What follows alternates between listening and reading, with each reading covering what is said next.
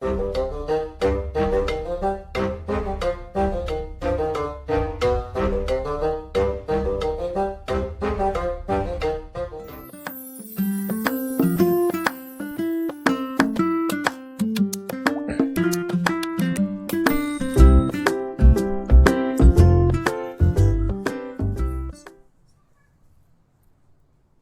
and welcome to your own YouTube channel Space and Time. My name is Sajid and today we are going to learn motion under gravity. એટલે કે ગુરુત્વાકર્ષણ બળની અસર હેઠળ ગતિ.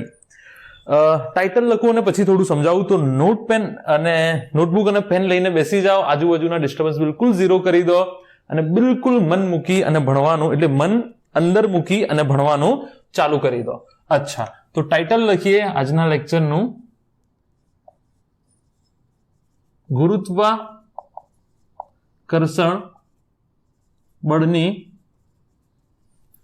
અસર હેઠળ ગતિ. ગુરુત્વાકર્ષણ બળ, ઓહ વેરી ગુડ, સ્ટ્રેટ આવ્યું છે એકદમ.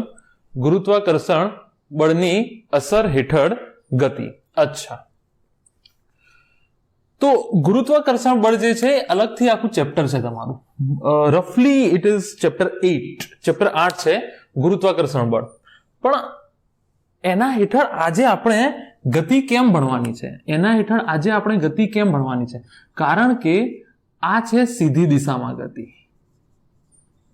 અને જ્યારે ગુરુત્વાકર્ષણ બળ વડે થતી ગતિ, ફિઝિક્સમાં શું છે ને, બહુ બધા મતલબ નેચરમાં જે બી 4 પ્રકારના બળો છે, તદ ઉપરાંત ઘર્ષણ બળ આવશે, તદ ઉપરાંત હવાનું ડ્રેગ આવશે, છે ને. તમે સ્કૂટર કે બાઇક ઉપર જતા હોય તો તમારી ઝુલ્ફો જે છે પાછળ લહેરાતી હોય છે, એટલે હવાનો ડ્રેગ છે, હવા તમને પાછળની તરફ ધકેલે છે. ઓલરાઈટ, તો જ્યારે તમને ટોપિકમાં કે ક્વેશ્ચનમાં કહેવામાં આવે કે પર્ટિક્યુલર બળના અસર હેઠળ ગતિ થાય છે, તો તમારે તમારું મગજ ઘરનું નથી લગાવવાનું. તમારે એ જ વિચારવાનું છે કે આ ગતિ જે છે એ ક્વેશ્ચનમાં લખેલા બળની અસર હેઠળ થાય છે, બીજું કોઈ પણ પ્રકારનું બળ લાગતું નથી. તો અત્યારે આપણે એક વસ્તુ પૂરેપૂરી સ્વીકારીને ચાલીશું કે જે ગતિ થઈ રહી છે એ માત્ર ને માત્ર ગુરુત્વાકર્ષણ બળની અસર હેઠળ થઈ રહી છે. દાખલા તરીકે શું છે ગુરુત્વાકર્ષણ બળ અસર હેઠળ? તો દાખલા તરીકે આ ગતિ જો, આ સીધી દિશાની ગતિ છે કે નહીં? આ નીચે કેમ આવે છે? શું એને ગુરુત્વ પ્રવેગ જી લાગે છે? હા કે ના? જે અચળ છે. Very good. ગયું લેક્ચર આપણે જોઈ ગયા અચળ પ્રવેગી ગતિના સમીકરણો. અને અહીંયા જુઓ તમે, આને છે ને ગમે તેટલા ઉપરથી, વ્યવહારુ લાઈફમાં ગમે તેટલા ઉપરથી એને નાખો,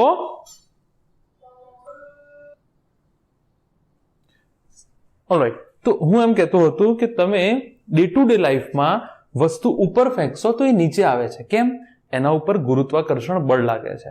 અચ્છા, પણ શું વસ્તુ ગતિમાં છે? યસ, તો ગતિમાં છે, અને આપણને ન્યૂટને કીધું કે આ ગતિ જે છે એ અચળ પ્રવેગી ગતિ છે. પ્રવેગ કેટલો હોય છે તમને ખબર છે? G = 9.8 મીટર પર સેકન્ડ સ્ક્વેર. 9.8 મીટર પર સેકન્ડ સ્ક્વેર. તો આ જે ગતિ છે ગુરુત્વાકર્ષણ બળની અસર હેઠળની ગતિ,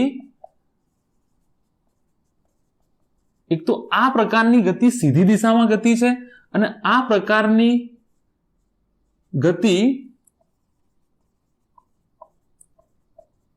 અચળ પ્રવેગી ગતિ છે. અહીંયા પ્રવેગ એ જે છે એ કેટલો હોય છે? 9.8 મીટર પ્રતિ સેકન્ડ સ્ક્વેર. બરાબર? અચ્છા, એમ તો શું હોય છે, આ જે ગુરુત્વ પ્રવેગ છે એ ચંદ્ર ઉપર અલગ હશે, પૃથ્વી ઉપર અલગ હશે, પણ તમે અત્યારે જે ગતિનો અભ્યાસ કરો છો એ ક્યાં આગળ કરો છો? પૃથ્વી ઉપર. તો આપણે જી કેટલો લઈશું? 9. પૃથ્વીમાં બી તમે પૃથ્વીથી બહુ દૂર જતા રહેશો તો જીનું વેલ્યુ ચેન્જ થશે. પણ તમારું એરોપ્લેન કાં તો સ્કાય ડાઇવિંગ, એમાં જે મુક્ત પતન થાય છે, એ બધી જે ગતિ છે એમાં જીનું મૂલ્ય બહુ ચેન્જ થતું જ નથી એમ સમજી લો. પૃથ્વીની ત્રિજ્યા 6400 કિલોમીટર છે. હવે પૃથ્વીની સપાટીથી તમે 2 કે 3 કિલોમીટર, 5 કિલોમીટર, 10 કિલોમીટર દૂર જાઓ તો જીનું મૂલ્ય ચેન્જ થવાનું નથી. તો તમે જી કેટલો લઈ લેશો? 9.8 મીટર પ્રતિ સેકન્ડ સ્ક્વેર. અમુક વખતે શું થશે? અમુક વખતે જીનું મૂલ્ય તમને રકમમાં આપેલું હશે 10 મીટર પ્રતિ સેકન્ડ સ્ક્વેર. તો તમને જે લેવાનું કીધું હોય તે લઈ લો. અહીંયા પ્રવેગ કેટલું થઈ જશે? g is equal to 9.8 metre પ્રતિ second square. g is equal to તમે 10 લઈ શકો, ગણતરી આસાન થઈ જશે, પણ કીધું હોય તો. અચ્છા, સીધી દિશામાં ગતિ છે કે નહીં? તમે ઉપર કશું ઉછાળો, સીધી દિશામાં ગતિ છે કે નહીં? અહીંયા આપણે એક પરિમાણમાં ભણવાના છીએ. બે પરિમાણમાં તમે ચોથા ચેપ્ટરમાં બી ભણશો, પ્રોજેક્ટાઇલ મોશન, પ્રક્ષિપ્ત ગતિ. તમે આવી રીતે નાખો છો આ ગતિ, બરાબર ને? તો એ ત્યારે ભણીશું. અત્યારની વાત, આ ગુરુત્વાકર્ષણ બળની અસર હેઠળની ગતિ કેવી હોય છે? સીધી દિશામાં. હા કે ના? સીધી દિશામાં ગતિ હોય છે. અચ્છા, હવે અચળ પ્રવેગી, આ ગુરુત્વાકર્ષણ બળની અસર હેઠળની ગતિ જે છે એ અચળ પ્રવેગી ગતિ છે, પણ અહીંયા પ્રવેગ કેટલો હોય છે? 9.8 મીટર પર સેકન્ડ સ્ક્વેર. બદલાતો નથી, અચળ રહે છે. પ્રવેગ કેવું રહે છે ભાઈ? અચળ રહે છે. અચ્છા, હવે અચળ પ્રવેગી ગતિના તમે સમીકરણો ભણી ગયા છો. કેટલા સમીકરણ છે? v is equal two v0 plus at. અચ્છા, v square minus v0 square is equal two 2ax અને x is equal two v0t plus half at square. Learn કરી લો અને મગજમાં બિલકુલ બેસાડી લો. આજીવન કામ લાગશે, આજીવન કામ લાગશે, બરાબર ને? છોકરો હોય છોકરી જોવા જાય, છોકરી હોય છોકરો જોવા જાય, તો પહેલા આ સવાલ પૂછજો કે ભાઈ અચળ પ્રવેગી ગતિના સમીકરણો તને આવડે છે? પછી હા ના કહેજો, એટલા બધા ઇમ્પોર્ટન્ટ છે. અચ્છા, હવે અહીંયા એક વસ્તુ જુઓ તમે, કારણ કે આ સીધી દિશામાં ગતિ છે એટલા માટે આપણે સદિશ નથી મૂક્યો. આ સીધી દિશામાં ગતિ છે એટલા માટે આપણે સદિશ મૂક્યો નથી. પણ અહીંયા પદો કયા કયા છે એ હું લખી નાખું પહેલા તો. v છે તમારો અંતિમ વેગ, બરાબર? v0 જે છે એ છે પ્રારંભિક વેગ. એ જે છે એ છે તમારો પ્રવેગ. t જે છે એ તમારું છે સમય. અને વધ્યું શું? x.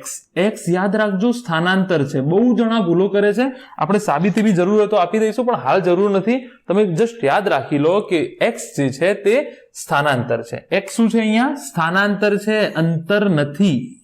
નોંધ કરીને લખી નાખો.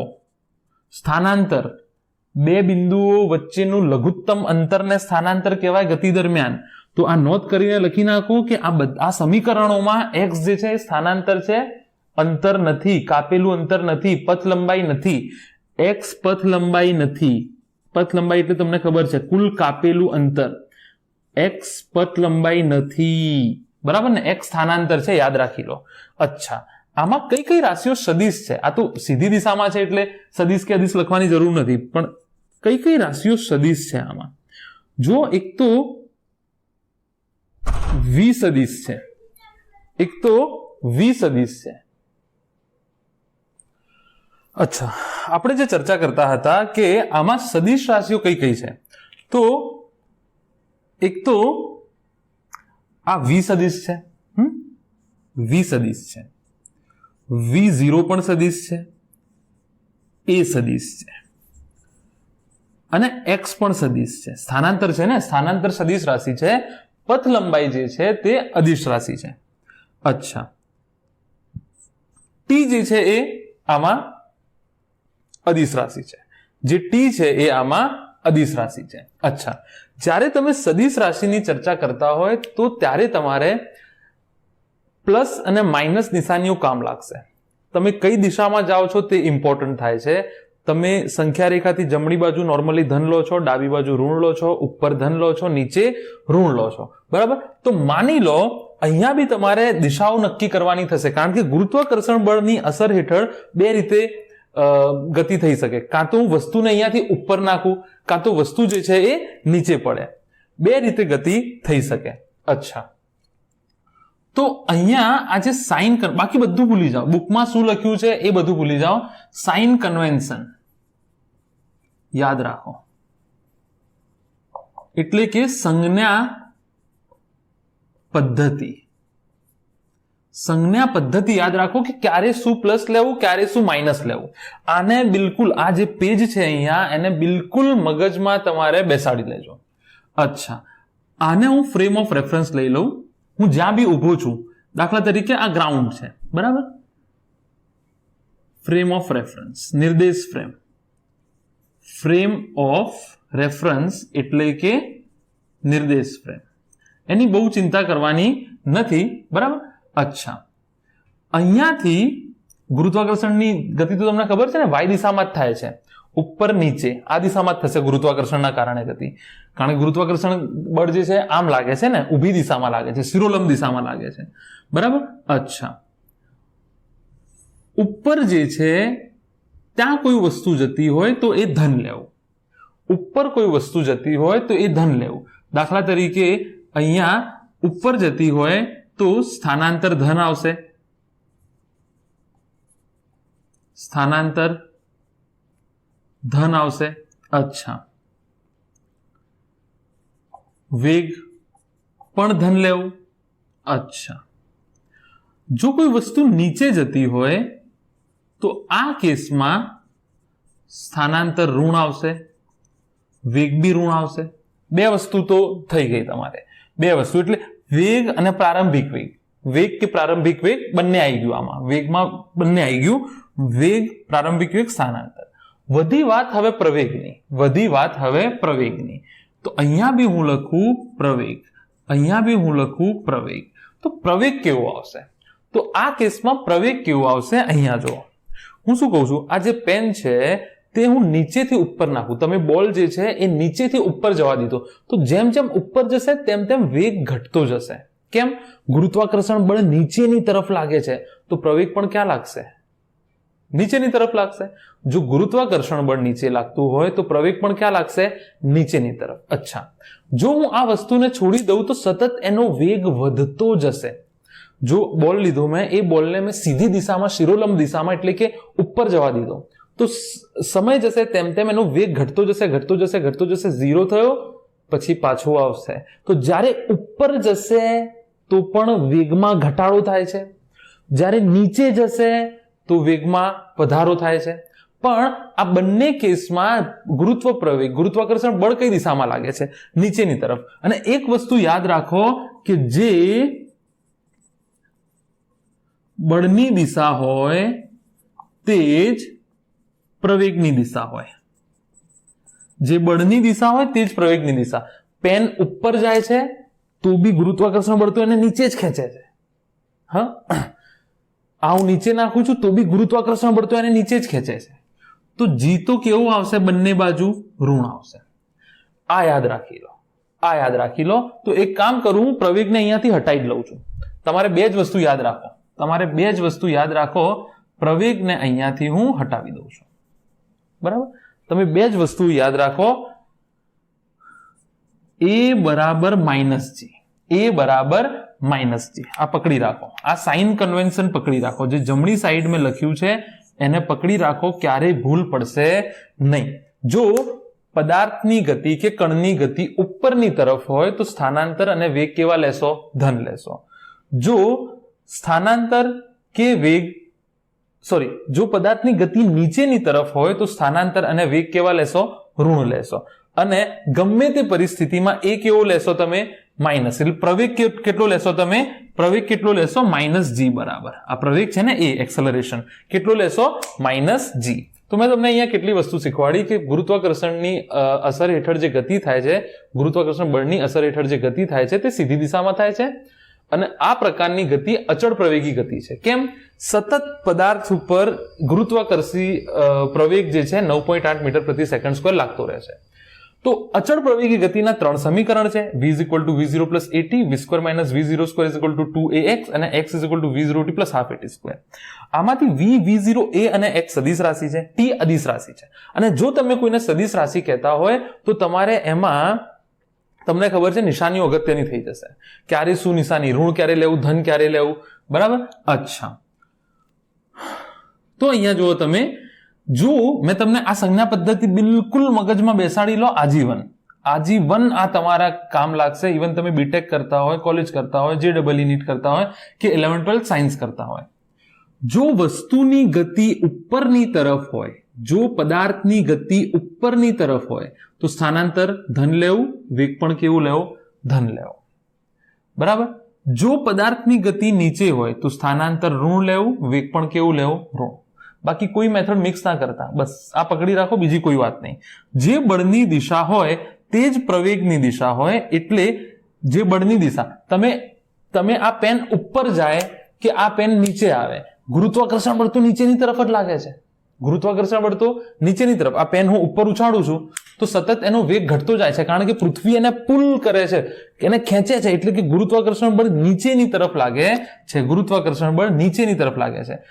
હું આમ ફેંકું તો બી ગુરુત્વાકર્ષણ બળ નીચેની તરફ લાગે છે, એટલે ગુરુત્વાકર્ષણ બળની દિશા નીચે છે. તો જે બળની દિશા હોય તે જ પ્રવેગની દિશા. તો ગુરુત્વાકર્ષણ બળની દિશા હંમેશા નીચે જ હશે, તો પ્રવેગ હંમેશા કેવો આવશે? ઋણ. કોઈ પણ પરિસ્થિતિમાં પ્રવેગ ઋણ લેવાનો.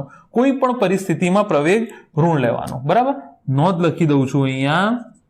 આ તો શરત તમને ખબર પડી ગઈ કે જો પદાર્થની ગતિ ઉપરની તરફ થતી હોય તો સ્થાનાંતર અને વેગ ધન આવશે. જો પદાર્થની ગતિ નીચેની તરફ થતી હોય, બરાબર ને, પદાર્થની ગતિની દિશા દર્શાવે છે. આ જે એરો છે ને એ પદાર્થની ગતિની દિશા ઉપર તરફ, અને અહીંયા પદાર્થની ગતિની દિશા નીચેની તરફ. નોંધ, ગુરુત્વ પ્રવેગ જી હંમેશા ઋણ જ લેવું. બસ યાદ રાખો. આ સમીકરણમાં તમારે એ બરાબર શું મૂકી દેવાનું? જી માઇનસ જી મૂકી દેવાનું દર વખતે. એ બરાબર શું મૂકી દેવાનું? માઇનસ જી. બીજી કોઈ માથાકૂટમાં પડશો નહીં. અહીંયાથી દાખલાઓ ગણવાના ચાલુ કરીએ. રૂલ્સ એન્ડ રેગ્યુલેશન તમને ગેમના ક્લિયર થઈ ગયા છે કે ક્યારે શું લેવાનું છે. હવે અહીંયાથી તમે દાખલાઓ ગણવાનું ચાલુ કરીએ. ચાલો.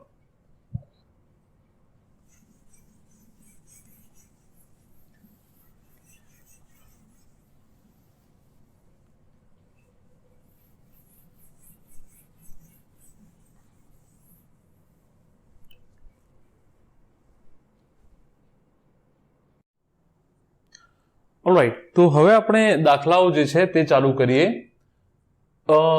તો અહીંયા હું 3 જે સમીકરણ છે તે લખી નાખું છું. v is equal two v0 plus 80, v² minus v0 square is equal two 2ax, અને x is equal two v0 t. v0 વંચાય, v0 વંચાય, vo વંચાય, હાફ 80 સ્ક્વેર. આમાં કયું પદ શું સૂચવે છે એ તમને ખબર છે. બીજી અગત્યની વાત મેં તમને અહીંયા એ કહી દીધી કે જો ઉપરની દિશામાં પદાર્થ ગતિ કરતો હોય તો x કેવો આવશે? પોઝિટિવ. પોઝિટિવ એટલે ધન. વેગ કેવો આવશે? v હોય કે v0 હોય? પોઝિટિવ. જો પદાર્થ નીચેની તરફ ગતિ કરતો હોય તો નેગેટિવ, v નેગેટિવ. બીજું મેં તમને શું કીધું? પ્રવેગ એ હંમેશા કેટલો આવશે? નેગેટિવ. જ્યારે બી ગુરુત્વાકર્ષણ બળની અસર હેઠળ ગતિ થતી હોય તો પ્રવેગ હંમેશા નેગેટિવ આવશે. બીજું, શિરોલંબનો મતલબ થાય ઊભું. યાદ રાખી લેજો, શિરોલંબનો મતલબ શું થાય? ઊભું. અને સમક્ષિતિજનો મતલબ થાય આડું. તો આજે તમારે સમક્ષિતિજ શબ્દ તો નહીં વપરાય. સમક્ષિતિજનો મતલબ થાય આડું. સમક્ષિતિજ તો આજે નહીં વપરાય, શિરોલંબ શબ્દ આજે વપરાશે. તો આટલી વિગતો તમને યાદ હશે તો દાખલા તમને ફટાફટ ગણાશે. આટલી વિગતો જો તમને યાદ હશે તો દાખલા આરામથી ગણાશે. તો પહેલો સમ શું કહે છે તમને? પહેલો સમ કહે છે જો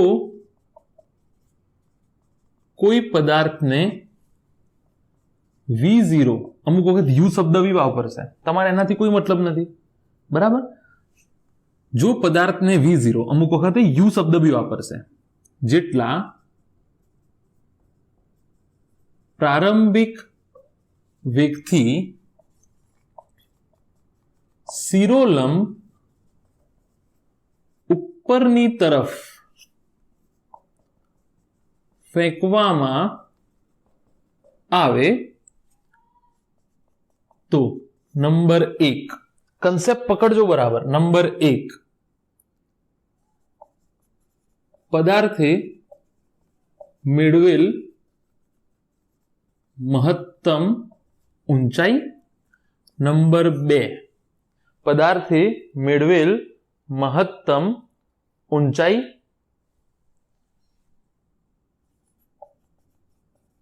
મહત્તમ ઊંચાઈ સુધી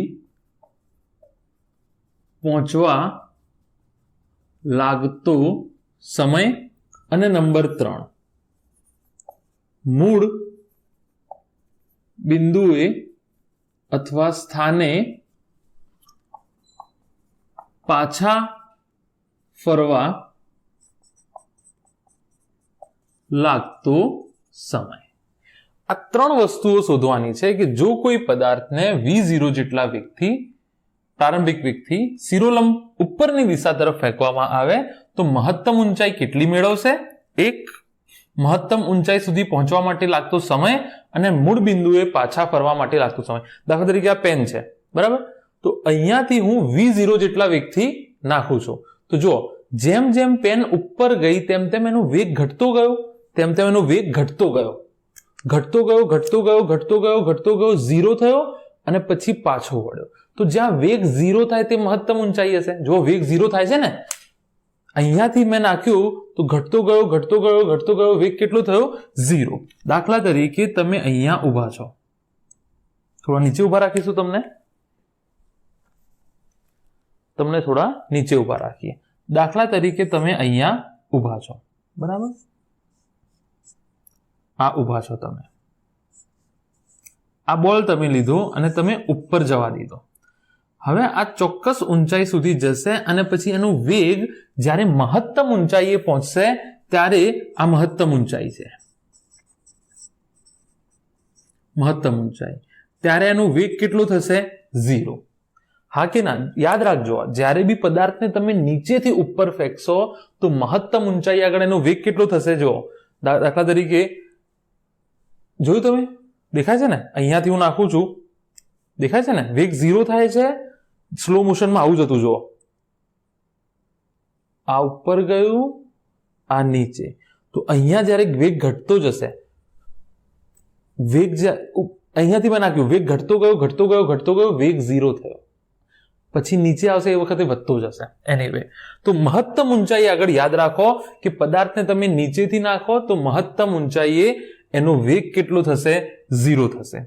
તમારા જોડે 3 સમીકરણ છે, તો એમાંથી જોઈએ કયું સમીકરણ તમારે કામ લાગે એવું છે. ડેટા શું છે તમારે શોધવાનું? શું છે? h મહત્તમ, h મેક્સ, બરાબર? અચ્છા, આ અંતર શોધવાનું છે. આપેલું કેટલું છે? શરૂઆતનો વેગ કેટલો છે તમારો? v0. તો v0 v. અચ્છા, આ ગતિ જે થાય છે આ શિરોલંબ એ કોની અસર હેઠળ થાય છે? કોની અસર હેઠળ થાય છે? કોની અસર હેઠળ થાય છે? ગુરુત્વાકર્ષણ બળની. એનો મતલબ અહીંયા ડેટા છે પ્રારંભિક વેગ v0 બરાબર v0, અંતિમ વેગ 0 થઈ ગયો. હા કે ના? અહીંયા અંતિમ વેગ 0 થઈ ગયું, પ્રારંભિક વેગ v0 અને a બરાબર તો તમારે શું લેવાનું છે? માઇનસ અને h બરાબર પ્લસ h આવશે, x બરાબર પ્લસ h. ઉપરની તરફ જાય છે ને, તો કયું સમીકરણ વાપરું તમે જુઓ ત્રણેયમાંથી? v, a અને x ને નહોતું, બીજું સમીકરણ છે. તો અહીંયાથી હું નાખું કે v square minus v0 square is equal two 2ax. અહીંયા કિંમતો મૂકી દઉં, 0 નો વર્ગ, v0 નો વર્ગ, 2a ની જગ્યાએ માઇનસ g અને x ની જગ્યાએ h. તો મહત્તમ ઊંચાઈ કેટલી થઈ જોઈ લો તમે? v0 square upon 2g. ફ્રેમમાં છે કે નહીં જોઈ લઈએ એક વખતે. v0 square upon 2g. ગોખવું હોય તો ગોખી નાખો, હું તો રિકમેન્ડ નથી કરતો, પણ વારંવાર કામ લાગશે આ સમીકરણ, વારંવાર કામ લાગશે સમીકરણ. v0 square minus 2g, v0 square minus 2g. આ મહત્તમ ઊંચાઈ થાય. ખબર પડે કે ના પડે?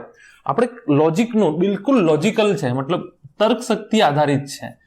થોડું વિચારવું બી પડશે, એવું ગોખે કામ નહીં ચાલે. એ તો હંમેશા નેગેટિવ જ આવશે, માઇનસ g.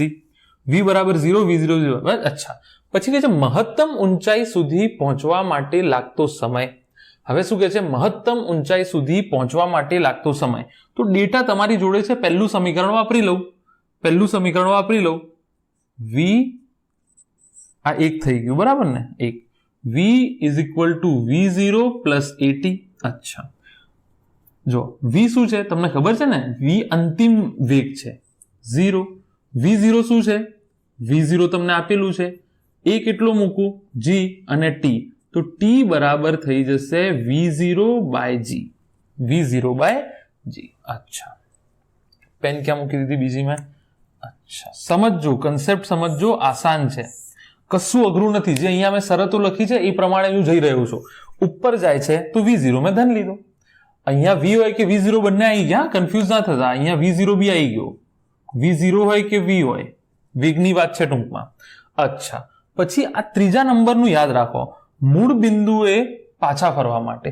तो अहींया हूँ अमुक नोट लखी दઉં છું, जे तमे नोटता रहेजो। नोट, शिरोलंब ऊपर तरफ पदार्थ ने फेंकता, नाना अक्षर छे पण वांची लेजो, महत्तम ऊंचाईए वेग v 0 थाय। एक आ नोंध 1 थई। नोंध 2 खास याद राखजो, खास याद राखजो। नंबर 3 करवा जई रह्यो छुं, नंबर 3 करवा जई रह्यो छुं, अने नंबर 3 ए नोंध बी छे। नोंध, जवानो समय बराबर आववानो समय। आ याद राखी लेजो, time of ascent is equal to time of descent, एवं भी वपराय छे। Time of ascent is equal to time of descent. एनो मतलब एम थाय के जेटलो समय ऊपर पहोंचवा माटे लाग्यो हशे एटलो ज समय नीचे आववा माटे लागशे। याद राखी लो। हाँ, बीजું કોઈ બળ લાગતું ના હોય તો હવાનું અવરોધક બળ અને એ બધું ના લાગતું હોય, મેં પહેલા જ કીધું કે અહીંયા માત્ર ગુરુત્વાકર્ષણ બળની ચર્ચા થશે, તો આમાં યાદ રાખી લો તમે ટાઈમ ઓફ એસેન્ટ નોટ કરી લેજો। Time of ascent is equal to time of descent. વિચાર્યા વગર જેટલો સમય ઉપર જવા માટે લાગશે એટલો જ સમય નીચે આવવા માટે લાગશે। તો તમે સમજી લો, ઉપર પહોંચવા માટે, અહીંયા પહોંચવા માટે સમય કેટલો લાગ્યો? t। तो नीचे કેટલું અંતર કપાશે? ડબલ અંતર કપાશે। તો t ડેશ બરાબર કેટલો સમય થઈ જશે? 2t 2v0/g। ઉપર જવા માટે t, મૂળ બિંદુએ પરત ફરવા માટે કેટલો સમય લાગશે? તો t + t 2t। હા કે ના? જવાનો સમય t, સમય તો એડ જ થશે ને, સમય તો અદિશ રાશિ છે। જવાનો સમય t, આવવાનો સમય t। યાદ રાખી લો આને, જવાનો સમય બરાબર આવવાનો સમય। આને આ નોંધ જ છે, આ નોંધ અહીંયા, આ નોંધ અહીંયા લઈ લેજો તમે, આ જે નોંધ છે અહીંયા લઈ લેજો। પ્રેમમાં છે કે નહીં હું જોઈ લઉં।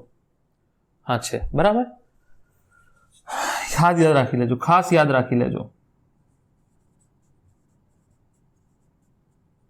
પેલા જવાનું લખો ને ભાઈ, જવાનો સમય બરાબર આ રફ લખું છું, આવવાનો સમય।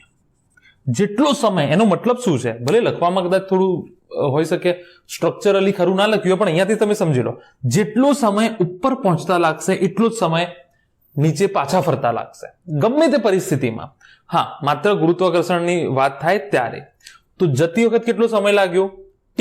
તો વળતી વખત કેટલો લાગ્યો? બીજો t। તો t + t 2t। વાર્તા પતી ગઈ।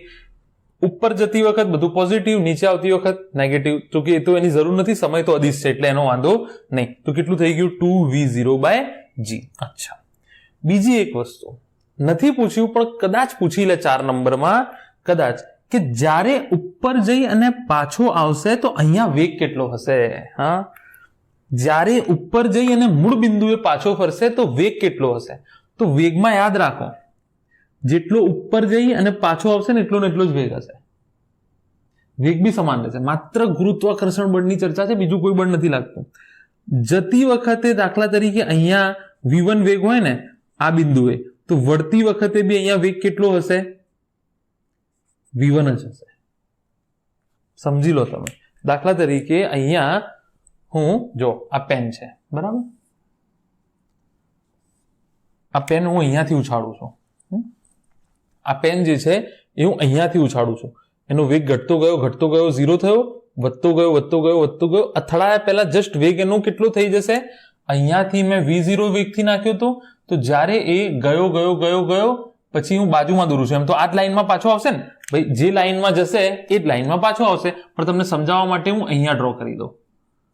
તો જ્યારે પાછો ફરશે ને ત્યારે બી એનો વેગ અહીંયા કેટલો હશે? v0 જ હશે। અચ્છા, દાખલા તરીકે જતી વખત આ બિંદુએ વેગ v1 હોય તો વળતી વખતે આ બિંદુએ વેગ v1 સોરી, અહીંયા v2 હોય તો વળતી વખતે બી એ બિંદુએ v2. એનો મતલબ એમ થયો કે જતા અને આવતા દરેક બિંદુએ વેગ સરખો રહેશે.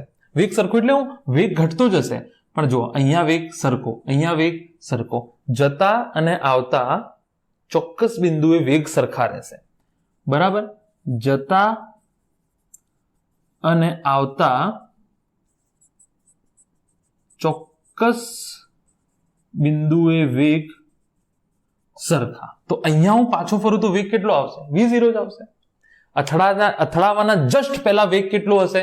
v0. આને મોટા અક્ષરે ઘરમાં મઢાઈ અને મૂકી દેજો, બહુ અગત્યની વાર્તાઓ લખાઈ છે આ દાખલામાં.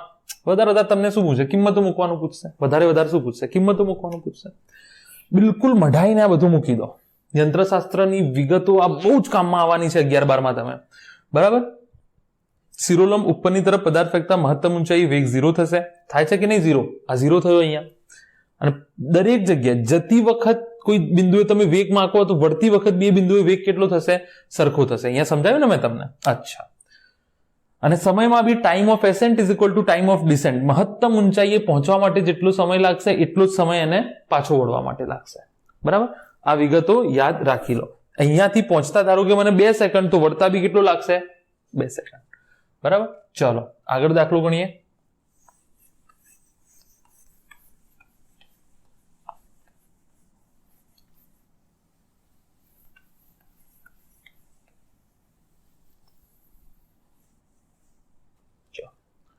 શું કે છે હવે? હવે આપણને કહે છે કે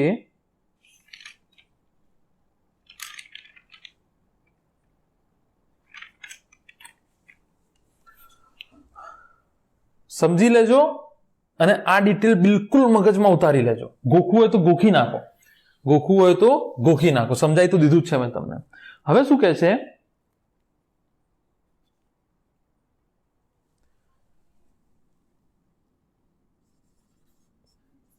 એક 20 મીટર ઊંચા ટાવર પરથી પથ્થરને મુક્ત પતન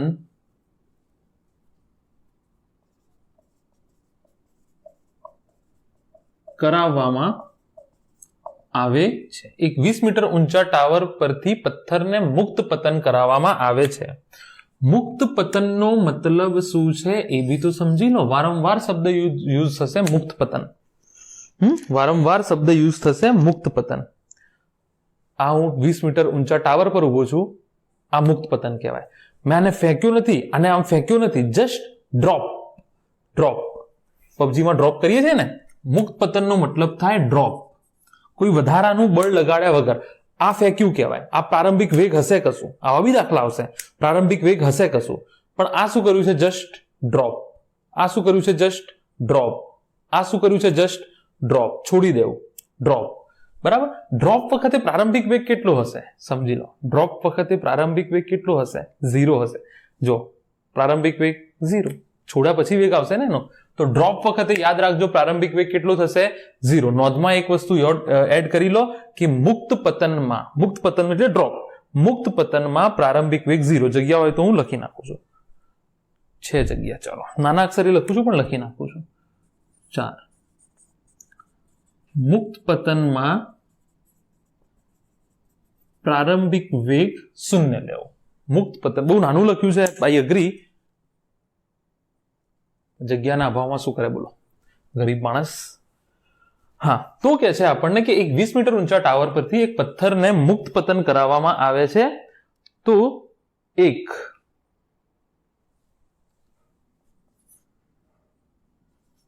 જમીન પર પહોંચવા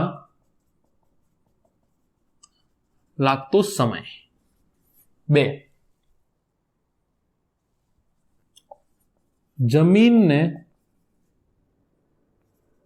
અથડાતા જસ્ટ પહેલા કો કે ના કો ફરક નથી પડતો. અથડાતા વેગ, જમીનને અથડાતા જસ્ટ પહેલા પથ્થરનો વેગ. આ બે વસ્તુ આપણે શોધવાની છે. ત્રીજી બી છે, પણ ત્રીજી પાછળથી આપણે એડ કરી લઈશું. ત્રીજી જે છે એ પાછળથી એડ કરી લઈશું. તો એક 20 મીટર ઊંચા ટાવર પરથી પથ્થરને મુક્તપતન કરાવવામાં આવે છે. જમીન પર પહોંચવા લાગતો સમય અને જમીનને અથડાતા જસ્ટ પહેલા પથ્થરનો વેગ. અથડાશે તો વેગ 0 થઈ જશે ને ભાઈ. અથડાતા જસ્ટ પહેલા કેમ કીધું? એમ તો અથડાતા કે તો બી ચાલે. અથડાશે તો વેગ 0 થઈ જશે. અથડાતાની જસ્ટ પહેલા. બરાબર? અચ્છા, તો અહીંયા જુઓ, એક ટાવર ડ્રો કરી લઈએ પહેલા.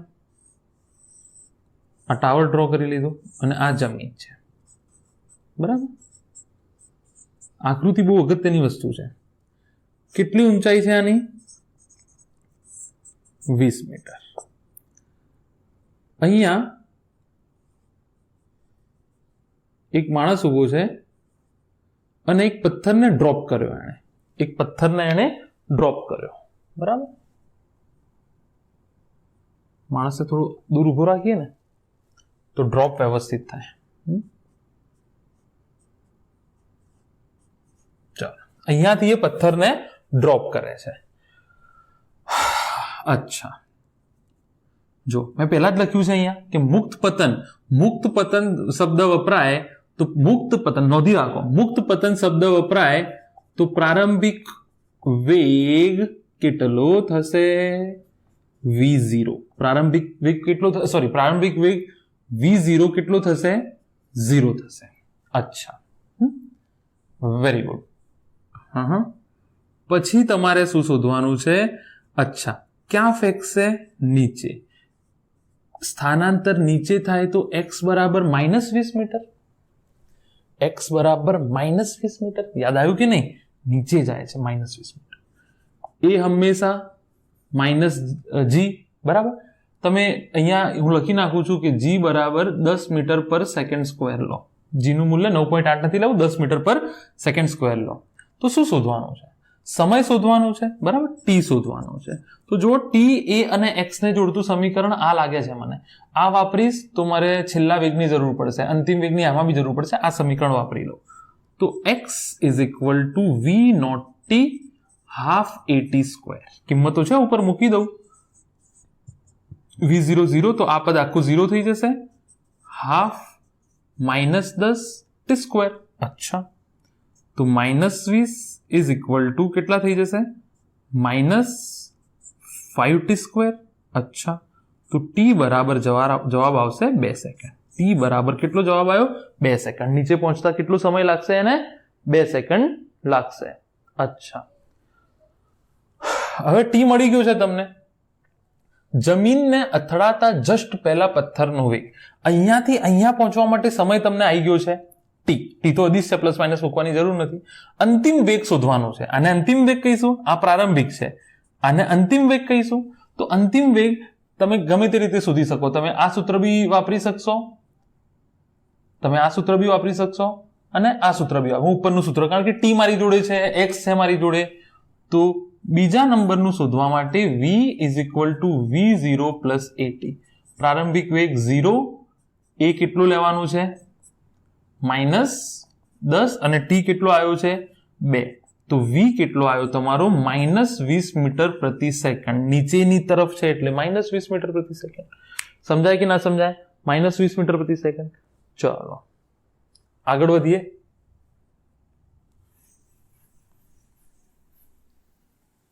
મુક્ત પતનનો મતલબ આઈ હોપ તમે સમજી ગયા છો. અગત્યની વાતો છે, નાની નાની અગત્યની વાતો. જે નોટ લખી છે ને અગત્યની છે. એકદમ સોનાની ફ્રેમમાં મઢાઈને મૂકી દો કોઈ જગ્યાએ.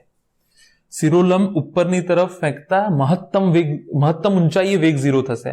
મુક્ત પતન કરાવો તો પ્રારંભિક વેગ 0 થશે. બરાબર? શિરોલંબ, આને અંતિમ વેગ બી કહેવાય. આને તમે અંતિમ વેગ બી કહી શકો. હા કે ના? આને તમે અંતિમ વેગ બી કહી શકો.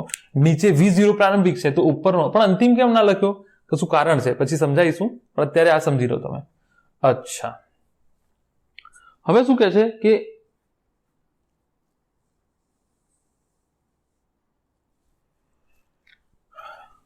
20 મીટર ઊંચા ટાવરની છત પરથી 20 મીટર ઊંચા ટાવરની છત પરથી એક પદાર્થને 5 મીટર પ્રતિ સેકન્ડના વેગથી શિરોલંબ ઉપરની તરફ ફેંકવામાં આવે છે. શિરોલંબ ઉપરની તરફ ફેંકવામાં આવે છે. પદાર્થ કો પદાર્થની જગ્યાએ બોલ કરી નાખી છે. પદાર્થની જગ્યાએ બોલ કરી નાખી. એક બોલ વડે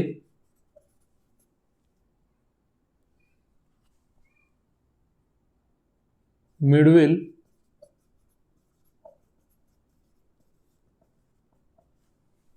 યાદ રાખજો આ સૂત્રમાં x શું છે? સ્થાનાંતર છે. x શું છે? સ્થાનાંતર છે. બોલ વડે મેળવેલ મહત્તમ ઊંચાઈ. બોલ વડે મેળવેલ મહત્તમ ઊંચાઈ. બરાબર. અચ્છા,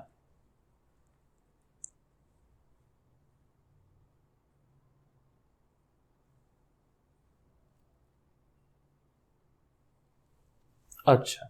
નંબર 2, બોલ વડે મેળવેલ મહત્તમ ઊંચાઈ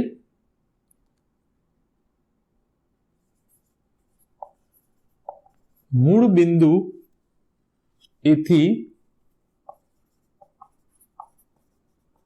પસાર થતા લાગતો સમય. યંત્રશાસ્ત્રના દાખલા લોકોને ટફ એટલા માટે પડે છે કે રકમ નથી સમજાતી. રકમ કેમ ના સમજાય? ભાષા તમારી વીક હોય તો રકમ ના સમજાય. તો આજે હું તમને એડવાઇસ આપું છું કે કમસે કમ ગુજરાતી ભાષા કે ઇંગ્લિશ ભાષાની, ગુજરાતી ભાષાની કોઈ પણ નોવેલ, નવલકથા, કોઈ સ્ટોરી, કોઈ વાર્તા, કોઈ કવિતા વાંચવાનું રાખો. ભાષાની પકડ મજબૂત થઈ જશે. સારા સારા છોકરાઓ જોયા છે કે હિન્ટ આપો ને દાખલો તરત સોલ્વ કરી લે છે, પણ આવડે છે એમને, પણ રકમ નથી સમજતા. ભાષા બહુ ઇમ્પોર્ટન્ટ છે, હદ વગરની. આમાં સૂત્ર તો એક જ વપરાવાનું છે, કંઈ અલગ તો થવાનું નથી. મેઇન અગત્યની છે ભાષા. સ્ટુડન્ટ જે છે એ ભાષા નથી સમજતો. મૂળ બિંદુએથી પસાર થતા લાગતો સમય, પસાર થવા લાગતો સમય. બરાબર.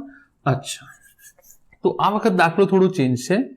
શું કે છે આપણને કે આ 20 મીટર ઊંચું ટાવર છે. અહીંયા હું એક છોકરાને ઊભું રાખું, એના હાથમાં શું આપી દીધું? એની મૂળ સ્થિતિ છે, હા કે ના? અહીંયાથી એ બોલને ઉપર નાખે છે. અચ્છા, 20 મીટર ઊંચો ટાવર છે. આ કેટલું છે? 20 મીટર. અચ્છા, બોલને 5 મીટર પ્રતિ સેકન્ડના વેગથી, તો પ્રારંભિક વેગ કેટલો થયો? +5 મીટર પ્રતિ સેકન્ડ ઉપર તરફ જાય છે અહીંયાથી. અને પ્રારંભિક કહેવાય કે ના કહેવાય? જસ્ટ નાખે જ છે નીચેથી, પ્રારંભિક વેગ. શિરોલંબ ઉપરની તરફ ફેંકવામાં આવે છે. તો બોલ વડે મેળવેલ મહત્તમ ઊંચાઈ, બોલ વડે મેળવેલ મહત્તમ ઊંચાઈ.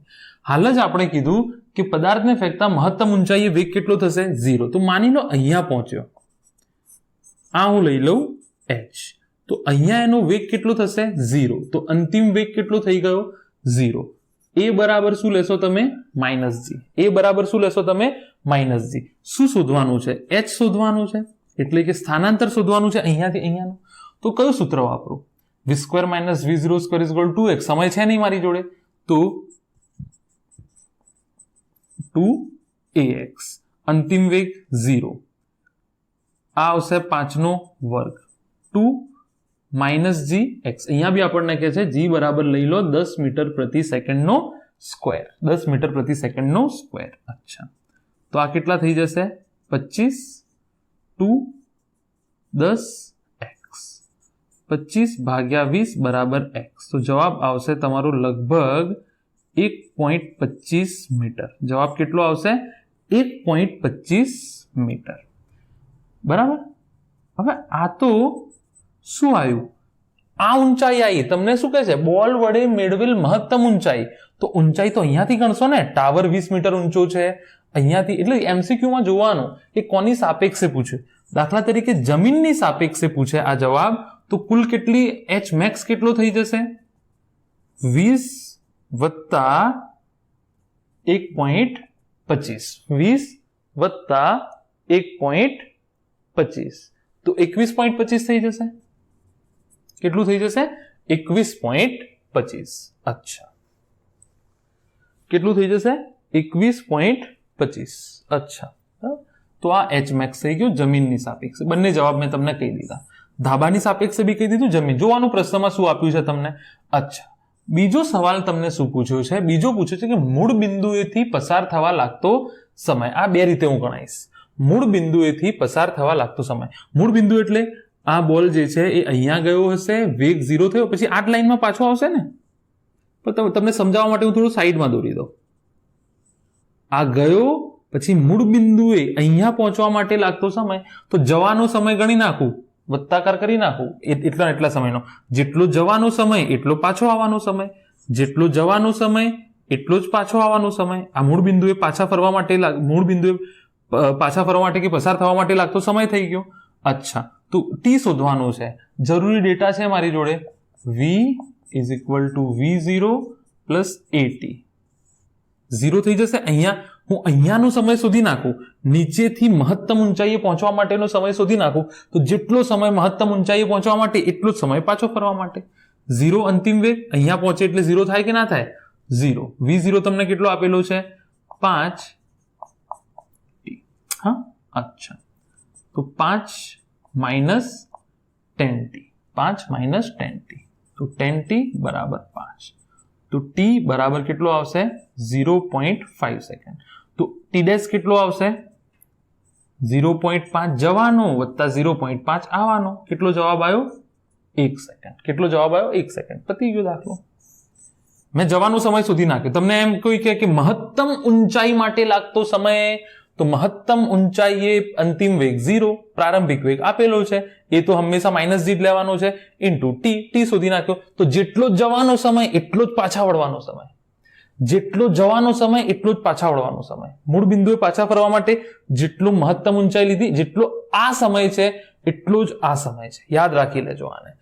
બીજી એક વસ્તુ કહું તમને, ડાયરેક્ટ શોર્ટકટ, કશું જ કરવાની જરૂર નથી. આ બીજા નંબરનું નોંધી લો. હવે હું કાઢી લઉં છું એને. બીજી મેથડ કહું શોધવાની તમને. અહીંયા જુઓ તમે, મેં તમને વારંવાર હમણાં બહુ પાડીને કહેતો હતો કે આ x શું છે? સ્થાનાંતર છે. હું સૂત્ર મૂકું છું અહીંયા. x = v0 + ½ at². ધ્યાનથી જોજો. અહીંયાથી પદાર્થ નીકળ્યો. હવે ભાઈ બિલ્ડિંગની સાપેક્ષે માણસ બહુ નાનું હશે, મેં મોટું ડ્રો કરી લીધું છે. અહીંયાથી પદાર્થ નીકળ્યો અને એના મૂળ બિંદુએ પાછો આવ્યો. સ્થાનાંતર કેટલું કહેવાય? સ્થાનાંતર કેટલું કહેવાય? 0 કહેવાય. હું અહીંયાથી 2 મીટર ગયો અને પાછો 2 મીટર ફર્યો. સ્થાનાંતર કેટલું કહેવાય? 0 કહેવાય. કારણ કે સ્થાનાંતર શું છે? 2 અંતિમ અને પ્રારંભિક બિંદુ વચ્ચેનું લઘુત્તમ અંતર.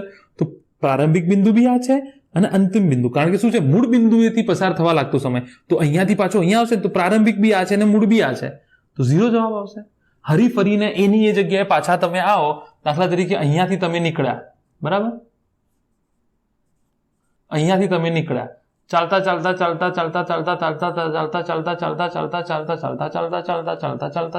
અહીંયા પાછા આવ્યા, તો સ્થાનાંતર કેટલું થઈ ગયું? 0. મૂળ બિંદુએ પરત ફરો તો યાદ રાખી લો, સ્થાનાંતર 0. તો અહીંયા સ્થાનાંતર કેટલું છે? 0. અચ્છા, પ્રારંભિક વેગ 5t. પ્રારંભિક વેગ ઉપર તરફ છે ને, તો 5t ½ - g t². તો 5t - 10t². તો 5t - 5t² = 0. તો 5t કોમન લો, 1 - t. તો આનો મતલબ શું થાય? યાદ રાખો, x × y = 0 હોય તો કાં તો x 0 હોય અથવા y 0 હોય, તો જ 0 જવાબ આવે. એનો મતલબ 5t = 0 અથવા 1 - t = 0. તો t = 1 સેકન્ડ જવાબ આવી ગયો. ફાયદો ઉઠાવો સ્થાનાંતરનો. સ્થાનાંતર છે આ. અથવા t = 0. જો બંને જવાબ સાચા છે. અહીંયા 0 સમયે બી અહીંયા છે, સ્થાનાંતર 0 છે એનું. અને હરીફરીને અહીંયા પછી પાછો આવશે તો બી જવાબ કેટલો આવ્યો? 1 સેકન્ડ. સમજો, મેથડને પકડો. અચ્છા, ચલો આગળ વધીએ.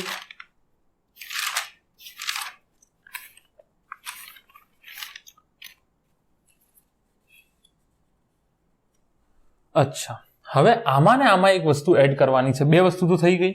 આમાં ને આમાં એક વસ્તુ એડ કરવાની છે, બીજી.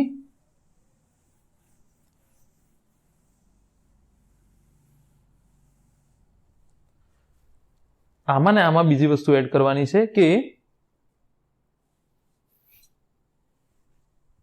નંબર 3, જમીનને જસ્ટ અથડાતા પહેલાનો વેગ. જમીનને જસ્ટ અથડાતા પહેલાનો વેગ. જમીનને જસ્ટ અથડાતા પહેલાનો વેગ. તમને બહુ કોમ્પ્લેક્સ લાગતું હશે કદાચ, પણ જો એક વસ્તુ કરીએ આપણે. જમીનને જસ્ટ અથડાતા પહેલાનો વેગ. અચ્છા, આ મુક્ત પતન નથી. હું વસ્તુને અહીંયાથી ઉપર નાખું છું, સમજો, અહીંયાથી ઉપર નાખું છું અને પછી એ નીચે પડે છે. મુક્ત પતન નથી. મુક્ત પતન તો આને કહેવાય ડ્રોપ. આ મુક્ત પતન નથી. જો ડેટા શું કહે છે? V0 બરાબર 5 મીટર પ્રતિ સેકન્ડ પ્લસ 5 મીટર પ્રતિ સેકન્ડ ઉપર જાય છે. અચ્છા, જો સમજજો વાતને. બહુ અઘરું કરવાની જરૂર નથી કે અહીંયાથી તમે અહીંયા ગયા, અહીંયાનો વેગ 0 લીધો, અહીંયાથી અહીંયાનો સમય શોધ્યો. 1000 રીતે દાખલો ગણાશે, પણ હું જે સમજાવું છું ને એ સમજો જરા.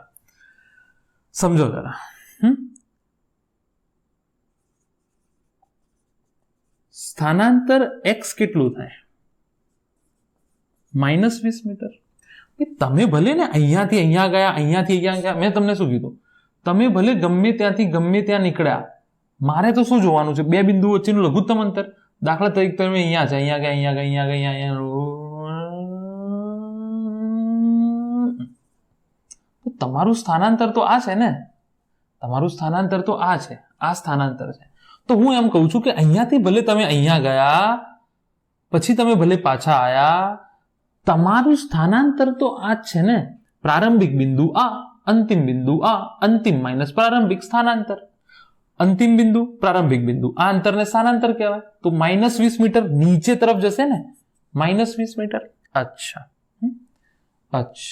એના પછી ટી તમને કેટલો લાગ્યો છે?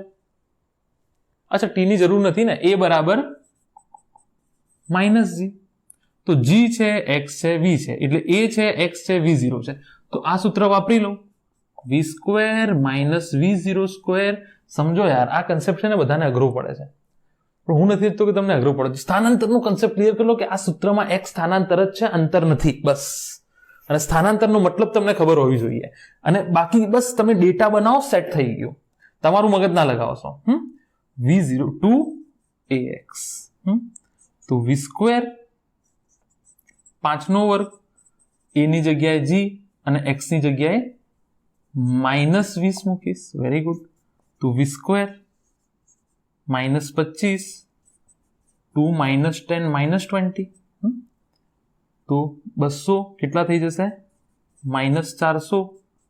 v² -25. તો v² બરાબર -400 પ્લસ 25.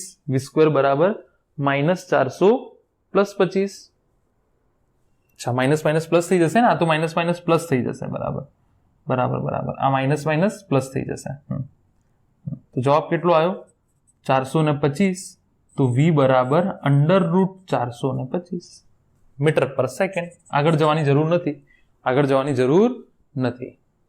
ગણવું હોય તો ગણી લેજો કેલ્ક્યુલેટરમાં, પણ આઈ ડોન્ટ રેકમેન્ડ ઇટ. સમજો યાર, સમજો કન્સેપ્ટને. મારે તો શું જોઈએ છે? x શું છે? સ્થાનાંતર છે. તો ફાયદો ના ઉઠાવો વાતનો. હું કામ માથાકૂટ કરવી પડે? અહીંયાથી અહીંયા પહોંચ્યા, પછી અહીંયાથી અહીંયા પહોંચ્યા, પછી અહીંયાથી અહીંયા, પછી આ અંતર ગણો. થઈ જતું, અહીંયાથી બી થઈ જતું. v બરાબર 0 લઈ લો. આ અંતર કેટલું થઈ ગયું? આ અંતર તો બી થઈ જશે. જો અહીંયાથી તમે અહીંયા પહોંચ્યા તો આ વેગ કેટલો થઈ ગયો? 0 થઈ ગયો. અચ્છા, આ અંતર કેટલું હતું? 21.25. એટલું જ હતું ને? 20 + 21. આ અંતર કેટલું હતું? 21.25. તો આ મુસાફરી માટે તમે આને પ્રારંભિક માની લો, આને અંતિમ માની લો. V square minus V0 square 2 minus GX. આમાં બી જવાબ આવી જશે. પ્રારંભિક વેગ કેટલો લઈ લો? 0. તો 2 માઇનસ 10 અને x કેટલો? 21.25. તો બી રફલી આ જ જવાબ આવશે તમારો. તો બી તમારો જવાબ આ જ આવશે. સમજાવો છો ને? લોજિક લગાવો.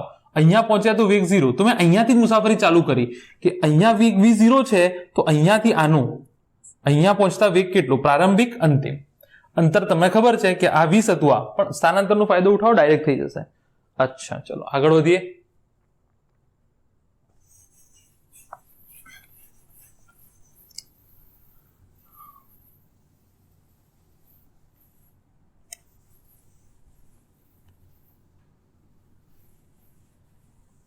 ચાલો હવે શું કહે છે?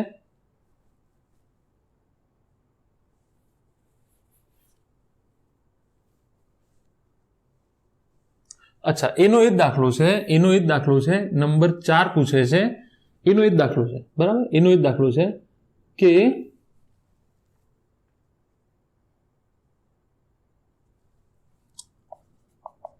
બોલને જમીન પર પહોંચવા લાગતો સમય. આકૃતિ ફરીથી બનાવી દઉં.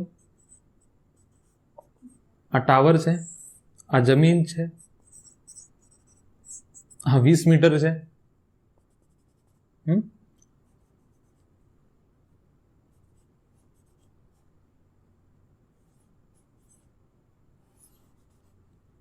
મહત્તમ ઊંચાઈ h max તમે શોધી લીધું છે. આ કેટલું છે? 1.25 છે. અચ્છા, જવા માટે લાગતો સમય 1 સેકન્ડ છે અને જવા અને આવવા બંને માટે લાગતો સમય કેટલો છે? જઈને પાછા આવવા માટે લાગતો સમય 1 સેકન્ડ છે. આપણને એમ કહે છે કે ગયા પછી, આ તો સીધી લાઈનમાં જ નીચે આવશે પણ તમને સમજાવવા માટે અહીંયા આખી મુસાફરી અહીંયાથી અહીંયા, અહીંયાથી અહીંયા અને પછી અહીંયાથી અહીંયા પહોંચવા માટે લાગતો સમય કેટલો થશે? ડેટા છે મારી જોડે. V0 બરાબર +5 ઉપર જાય છે. અચ્છા, બીજું નીચે જશે તો અંતિમ વેગ બી છે તમારી જોડે, પણ એની આપણે માથાકૂટ નહીં કરીએ. મને કોઈ સ્થાનાંતર કેટલું થશે? અહીંયાથી ફરીને દુનિયાભરનું ફર્યું, અહીંયા આવ્યો તો સ્થાનાંતર તો આ થયું ને. અહીંયાથી આ પ્રારંભિક બિંદુ છે, એ બિંદુ પ્રારંભિક છે, હર્યો ફર્યો, બી પર ગયો, સી પર. તો સ્થાનાંતર તો એસી છે કે નહીં? સ્થાનાંતર તો 20 મીટર જ છે. -20 મીટર નીચે, -20 મીટર. અચ્છા, V0 છે એ બરાબર -GT શોધવાનું છે. તો બી જવાબ એ જ આવશે. તમે વધારે માથાકૂટ ના કરશો, આનો ફાયદો ઉઠાવો. વધારે માથાકૂટ ના કરશો, એનો એ જ આવશે જવાબ. ચિંતા ના કરશો, બહુ કન્ફ્યુઝન પેદા ના કરશો. x = V0t + ½ AT square -20 5t -GT square -20 5t -5t square. તો દ્વિઘાત સમીકરણ બનશે 5t square minus = 0. 5t square -5t -20 = 0. તો બનાવી લો યાર સમીકરણ, બનાવી લો સમીકરણ. શું ખોટું નથી કર્યું ને મેં? 5t સ્ક્વેર t સ્ક્વેર બરાબર છે. તો t સ્ક્વેર -t -4 = 0. આ દ્વિઘાત સમીકરણનો ઉકેલ મેળવી લો. t ના 2 જવાબ આવશે.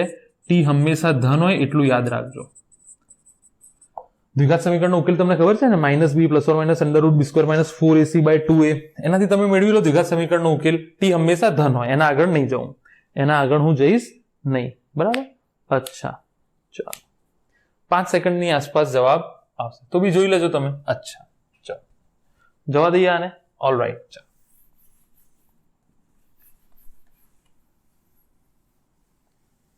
ऐसी उलझी नजर तुझसे हटती नहीं, दांत से रेशमी डोर कटती नहीं.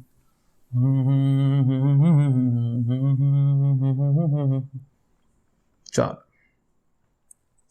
રાત બહુ થઈ ગઈ છે, ટાઈમ ચલો ટાઈમ તો ઠીક છે.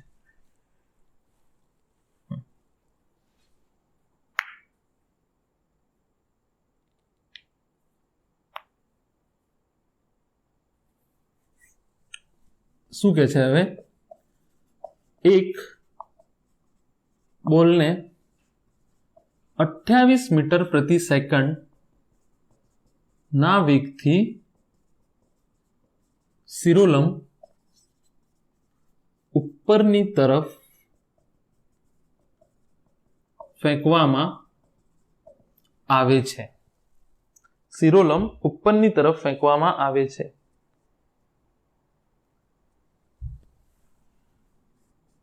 તો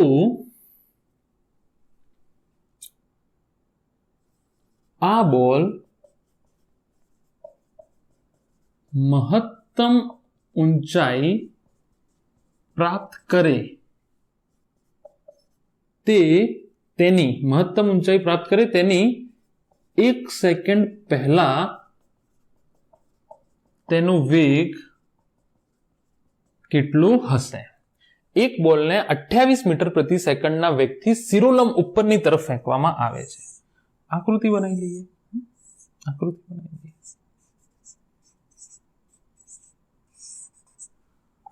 V0 પ્લસ 28 મીટર પ્રતિ સેકન્ડ ઉપરની તરફ છે. મહત્તમ ઊંચાઈ ડ્રો કરી લો. માની લો આ મહત્તમ ઊંચાઈ આગળ તો વેગ એનો 0 થશે. મહત્તમ ઊંચાઈ આગળ વેગ એનો કેટલો થશે? 0 થશે. અચ્છા, ધ્યાનથી જોજો. આ એની મહત્તમ ઊંચાઈ છે. હવે કે છે અહીંયા પહોંચવાના 1 સેકન્ડ પહેલા તેનો વેગ કેટલો હશે? તો સૌથી પહેલા મારે એ શોધવું પડે કે અહીંયાથી મહત્તમ ઊંચાઈએ પહોંચવા માટે દાખલા તરીકે 5 સેકન્ડ લાગતા હોય તો ચોથી સેકન્ડે વેગ કેટલો હશે? 10 સેકન્ડ લાગતા હોય તો 9મી સેકન્ડે વેગ કેટલો હશે? તો પહેલા તો હું આ સમય શોધી નાખું કે મહત્તમ ઊંચાઈએ પહોંચવા માટે લાગતો સમય. મહત્તમ ઊંચાઈએ પહોંચવા માટે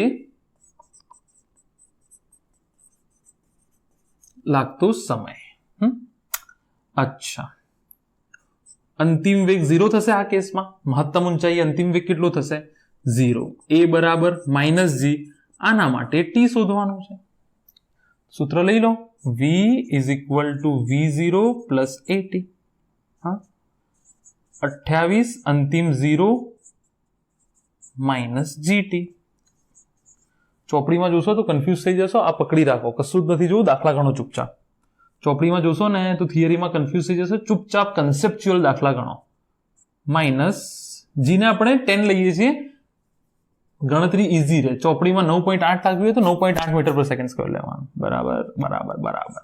ટી બરાબર થયું 2.8 સેકન્ડ. બરાબર. તો મહત્તમ ઊંચાઈ પ્રાપ્ત કરે તેની 1 સેકન્ડ પહેલા, તો તેની 1 સેકન્ડ પહેલા એટલે 2.8 સેકન્ડ માઇનસ 1 સેકન્ડ, તો કેટલું થયું? 1.8 સેકન્ડ. તો આમાં ફરીથી હું ડેટા બનાવું. V0 પ્રારંભિક વેગ થોડો બદલાશે, 28 મીટર પ્રતિ સેકન્ડ. અંતિમ વેગ શોધવાનો છે. a બરાબર -g. અચ્છા, શું કરશું? v = v0 પ્લસ at લઈ લઈએ. જોઈએ જવાબ આવે છે કે નહીં. v = v0 plus at. v0 કેટલો છે? 28. a કેટલો છે? -g. t કેટલો છે? 1.8. 28 માઇનસ 10 થશે ને, 10 ગુણ્યા 1.8, તો 28 માઇનસ 18, 10 મીટર પ્રતિ સેકન્ડ. કેટલો આવ્યો? 10 મીટર પ્રતિ સેકન્ડ. ખોટો જવાબ આવે છે. જોઈ લઈએ, ચેક કરી લઈએ. ચલો, બરાબર છે જવાબ. v બરાબર 10 મીટર પ્રતિ સેકન્ડ. શું કર્યું? શું કે છે? બોલને મહત્તમ ઊંચાઈ પ્રાપ્ત કરે તેની પહેલા તો મહત્તમ ઊંચાઈ ક્યારે પ્રાપ્ત કરશે એ શોધ્યું. 2.8 સેકન્ડ. તો 1 સેકન્ડ ઓછો કરો. 1.8 સેકન્ડ આગળ વેગ કેટલો થશે? દાખલા તરીકે અહીંયા આ સમય 1.8 સેકન્ડ લાગ્યો એને, તો અહીંયા વેગ કેટલો હશે? v is equal two v0 plus at. t કેટલો લઈ લો? 1.8. a માઇનસ g, v0 પ્રારંભિક વેગ અહીંયાથી 28. પતી ગયો દાખલો. બરાબર. ચાલો આગળ વધીએ.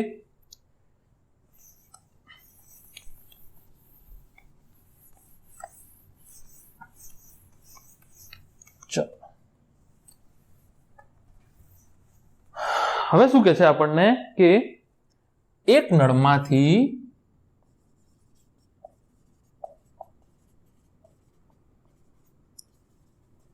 એક સેકન્ડ ના અંતરાલમાં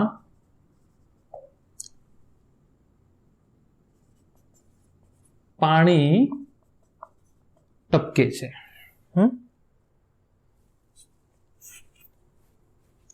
જ્યારે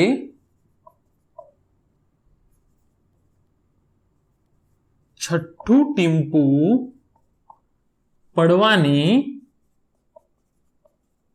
તૈયારીમાં હોય ત્યારે ત્રીજા અને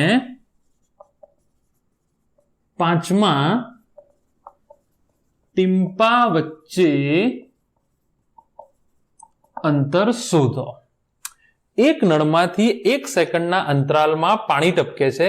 જ્યારે છઠ્ઠું ટીપું પડવાની તૈયારીમાં હોય ત્યારે ત્રીજા અને પાંચમા ટીમ્પા વચ્ચે અંતર શોધો. તો પહેલા તો હું એક નળ દોરી દઉં.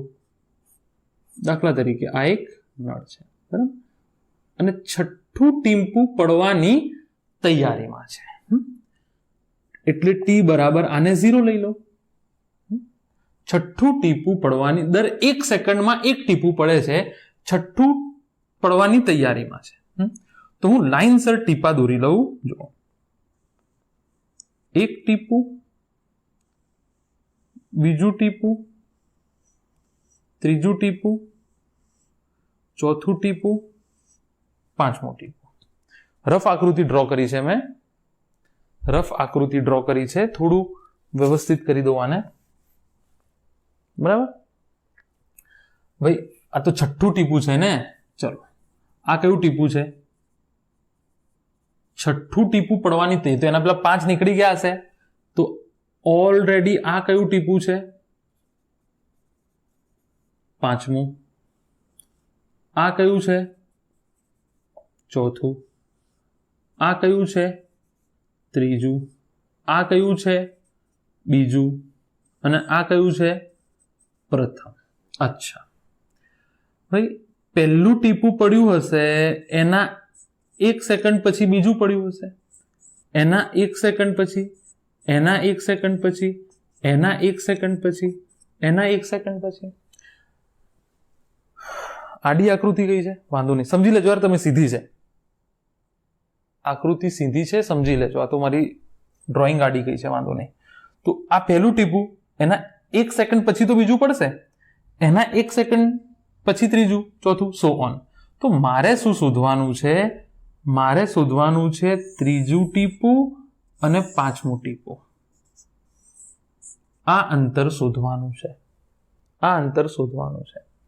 મને કહો છઠ્ઠું ટીપું હજુ જસ્ટ નીકળે છે, તો પાંચમું ટીપું જસ્ટ નીકળવાની બસ તૈયારી જ છે. એનું મતલબ એનું 1 સેકન્ડ પહેલા પાંચમું ટીપું નીકળ્યું હશે. તો પાંચમા ટીપાએ કાપેલું અંતર v0t હાફ at સ્ક્વેર. પ્રારંભિક વેગ, મુક્ત પતન છે ને, ટીપું પડવું હોય તો મુક્ત પતન છે, એવું થોડું ફોર્સ આવે છે, જસ્ટ ટીપું એની જાતે ફોર્મ થાય છે અને પડી જાય છે, તો મુક્ત પતન કહેવાય. આ મુક્ત પતન કહેવાય, યાદ રાખજો. શું કહેવાય? મુક્ત પતન. અને મુક્ત પતનમાં પ્રારંભિક વેગ 0, half minus g 1 second. T બરાબર કેટલા? અરે ભાઈ, છઠ્ઠું ટીપું જસ્ટ પડવાની તૈયારી છે, તો એના 1 સેકન્ડ પહેલા પાંચમું પડી ગયું હશે. દર 1 સેકન્ડે એક ટીપું પડે છે, તો એના જસ્ટ 1 સેકન્ડ પહેલા પાંચમું પડ્યું હશે, તો પાંચમાએ 1 સેકન્ડ જેટલું અંતર કાપ્યું હશે. 1/2 માઇનસ 10 માઇનસ 5 મીટર. અચ્છા, એવી રીતે x3 શોધો. v0t plus half at square, 0 મુક્ત પતન, ત્રીજું ટીપું ક્યારે પડ્યું હશે? પાંચમાને 1 સેકન્ડ, એના ચોથાને બીજી સેકન્ડ, અને 3 સેકન્ડ પહેલા પડ્યું હશે. ત્રીજું છે એટલા માટે 3 નથી કહેતો, દર સેકન્ડે એક ટીપું પડે છે, તો પહેલી સેકન્ડે પહેલું, બીજી સેકન્ડે બીજું, ત્રીજી સેકન્ડે ત્રીજું. પણ એ નથી મતલબ એ નથી પહેલું ક્યારે પડ્યું. પહેલાથી ને બીજાથી મારે મતલબ છે જ નહીં. પહેલાથી બીજાથી મતલબ છે જ નહીં. છઠ્ઠું ટીપું, તમને એવું કહેતો સાતમું ટીપું, તમને એવું કહેતો સાતમું, તો ત્રીજા ટીપાએ 4 સેકન્ડ અંતર કાપ્યું હોત. તમને કે સાતમું, તો 5મા સેકન્ડે 2 સેકન્ડ અંતર કાપ્યું હોત. અહીંયા કે છે છઠ્ઠું ટીપું જસ્ટ પડવાની તૈયારીમાં છે, તો એના 1 સેકન્ડ પહેલા 5મું નીકળ્યું હશે, એના 1 સેકન્ડ પહેલા 4થું નીકળ્યું હશે, એના 1 સેકન્ડ પહેલા 3જું નીકળ્યું હશે. તો ત્રીજું 1 સેકન્ડ 1 સેકન્ડ 1 સેકન્ડ 3 સેકન્ડ, તો હાફ માઇનસ જી 3નો વર્ગ, તો 3નો વર્ગ 9, 1/2 જી બરાબર 10 લઈ લો, 10 મીટર પ્રતિ સેકન્ડ સ્ક્વેર, 10 લઈ લીધું છે અહીંયા અમે, ગુણ્યા 9, તો -45 મીટર. x3 કેટલો આવ્યો? એનો મતલબ અહીંયાથી આ અંતર 45 છે, અહીંયાથી આ અંતર 5 મીટર છે, તો 45 માંથી 5 બાદ કરો તો 40 મીટર. x5 માઇનસ x3 કરી નાખો કરવું હોય તો. x5 કેટલું છે? -45 -40 મીટર. જો કે અંતર હંમેશા ધન હોય તો +40 લઈ લો. અંતર કેટલું થશે? 40 મીટર થશે. ત્રીજા અને 5મા ટીપા વચ્ચેનું અંતર કેટલું થશે? 40 મીટર થશે. માઇનસ લખવાની જરૂર નથી, અંતર તો હંમેશા ધન જ હોય છે. અંતર હંમેશા કેટલું હોય છે? ધન હોય છે. અચ્છા, ચાલો.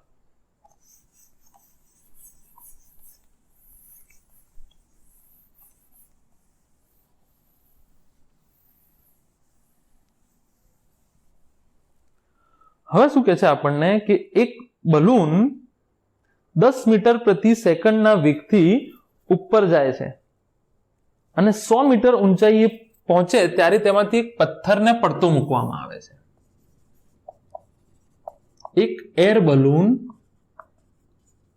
બલૂન પેલું હિલિયમ ગેસ વાળું તમે જોયું, હમણાં આકૃતિ બનાવી તમને સમજાય છે. એક એર બલૂન 10 મીટર પ્રતિ સેકન્ડ ના વેગથી શિરોલંબ ઉપરની તરફ જાય છે.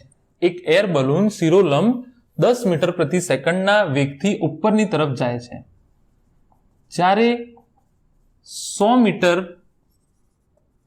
અંતરે પહોંચે છે ત્યારે તેમાંથી એક, ચોપડીમાં આવો દાખલો મળી રહેશે તમને, સિક્કો ડ્રોપ કરાવવામાં આવે છે, એટલે મુક્ત પતન કરાવવામાં આવે છે. ડ્રોપ કરાવવામાં આવે છે કે ફેંકવામાં આવે છે, બરાબર? તો નંબર 1, સિક્કાને જમીન પર પહોંચવા માટે લાગતો સમય. અને 2,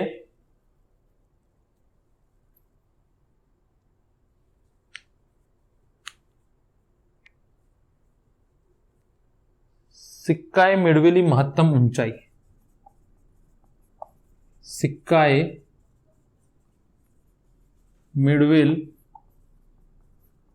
મહત્તમ ઊંચાઈ શું કે છે? દાખલા તરીકે આ જમીન છે.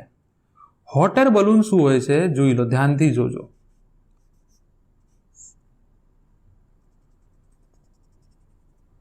આવું તમે જોયેલું હશે. અહીંયા માણસોને બેસવાની જગ્યા હોય છે, અહીંયાથી દોરડા હોય છે ને અહીંયાથી હિલિયમ ગેસ નીકળતો હોય છે, જે આને ઉપરની તરફ લઈ જાય છે, બરાબર?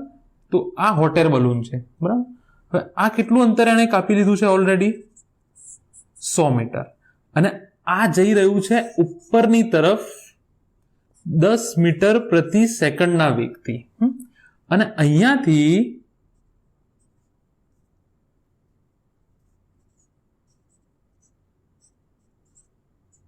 એક સિક્કો ડ્રોપ કરાવવામાં આવે છે. તો એ સિક્કાને જમીન સુધી પહોંચવા માટે લાગતો સમય, અહીંયા ભલે ડ્રોપ લખ્યું, અત્યાર સુધી જે આપણે મુક્ત પતન કરાવતા હતા, અહીંયા બી લખ્યું છે મેં મુક્ત પતનમાં પ્રારંભિક વેગ 0, તો લઈ લો સર પ્રારંભિક વેગ 0.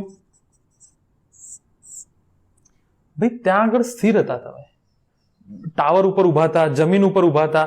જો અહીંયા હું ઉભો છું, બરાબર ને, ટાવર ઉપર ઉભો છું અને આ ફેંકી દીધું તો હું સ્થિર છું, પણ હું પોતે આમ કરીને ફેંકું તો સમજાય છે ને? જો હું પોતે, તો આનું મુક્ત પતનનો વેગ 0 નહીં થાય. આ 10 મીટર પ્રતિ સેકન્ડના વેગથી ઉપર તરફ જઈ રહ્યો છે, તો સિક્કો બી 10 મીટર.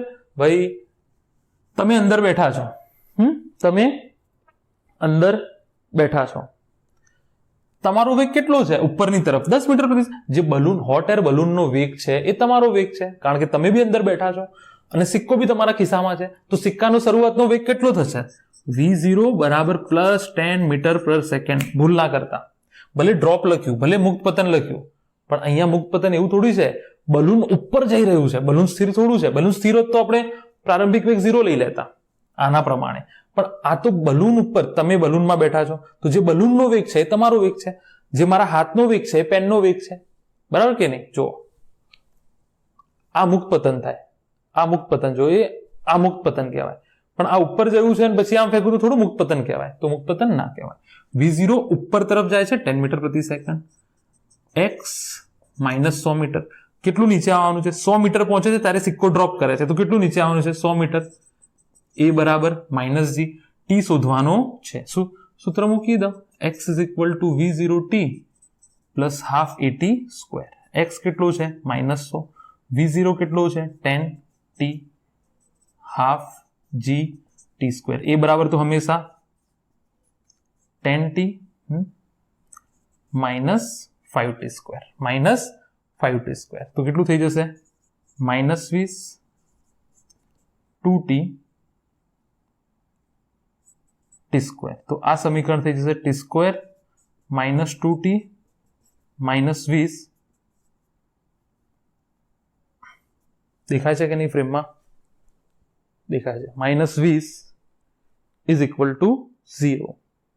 બરાબર? અચ્છા, દ્વિઘાત સમીકરણ બનાવવાનું, સોલ્વ કરો જાતે, આન્સર કમેન્ટ કરો. દ્વિઘાત સમીકરણ બનાવો. ટી હંમેશા બંને, જે આગળ બી મેં કીધું છે ને ટી શોધવાનું, દ્વિઘાત સમીકરણ પરથી ટી ના બે જવાબ આવશે, એક નેગેટિવ એક પોઝિટિવ. ટી હંમેશા કેવો હોય? ધન હોય. તો એ જવાબ કમેન્ટ કરો ફટાફટ, એ જવાબ કમેન્ટ કરો ફટાફટ.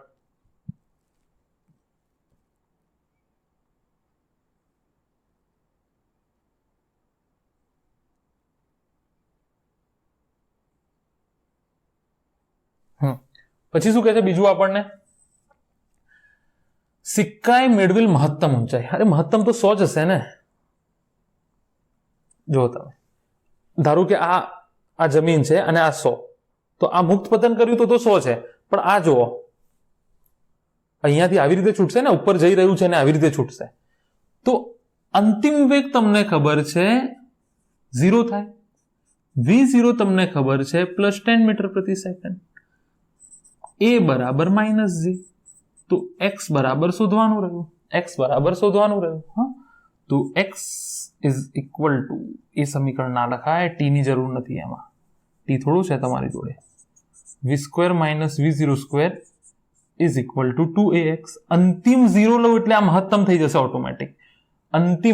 અંતિમ વેગ, આ પદાર્થને ફેંકતા મહત્તમ ઊંચાઈએ વેગ 0 થાય. અંતિમ વેગ કહેવાય મહત્તમ વેગ. v0² 2 - gx. સમજો ભાઈ કયું સમીકરણ વાપરું છું, સમજો તમે.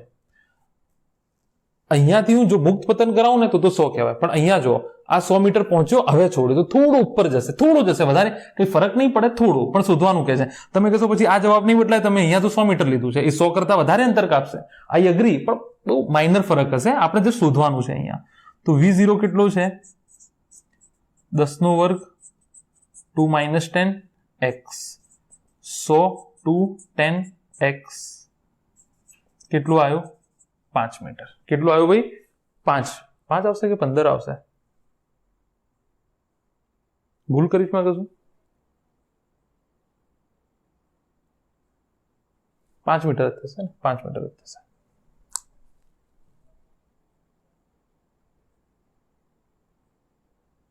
તો કેટલું થશે? નીચેથી 100 અને ઉપર, એટલે જો અહીંયા 105 બી મૂકશો તો જવાબમાં કઈ ખાસ ફરક આવશે નહીં, તો જો શોધવાનું છે એટલા માટે કેટલું 105 મીટર. 5 મીટર ઉપર ગયું, ફ્રેમમાં છે કે નહીં જોઈ લો, 105 મીટર. અચ્છા, નોંધી લો આને ફટાફટ. ચલો નોંધી લો આને ફટાફટ.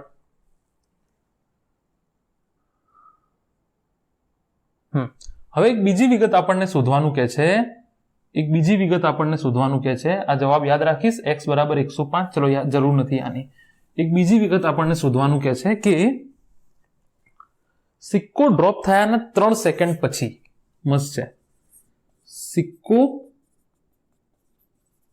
ડ્રોપ થયાના 3 સેકન્ડ પછી હોટ એર બલૂન અને એન્ડ લખ્યું છે, અને સિક્કા વચ્ચે નું અંતર શોધો. બહુ સિમ્પલ છે, આ તો બહુ જ સિમ્પલ છે. અહીંયા જો જસ્ટ સિક્કો ડ્રોપ કર્યો પછી સિક્કો નીચે આવ્યો, બલૂન તો હજુ બી 10 મીટર પ્રતિ સેકન્ડ થી ઉપર જઈ જ રહ્યું છે, તો 3 સેકન્ડ પછી સિક્કો ક્યાં હશે એ શોધો, 3 સેકન્ડ પછી બલૂન ક્યાં હશે એ શોધો. તો સિક્કા માટે x સિક્કો v0t plus half at square. આ વખત v0 0 નથી, મુક્ત પતન નથી, 10 3 હાફ માઇનસ g 3 નું સ્ક્વેર. તો આ કેટલું થશે 30 વત્તા -5 ગુણ્યા 9, તો 30 માઇનસ 45 માઇનસ 15 મીટર. તો માની લો માઇનસ 15 મીટર આ નીચે આવ્યો છે. અચ્છા, અહીંયાથી જુઓ x balloon v0t half at square 10 3 minus g 3 નો વર્ગ. ખોટું તો નહીં લખ્યું કશું મેં? કશું તો ખોટું તો નથી લખ્યું મેં? 10 થી ઉપર જાય છે, 10 થી ઉપર જાય છે.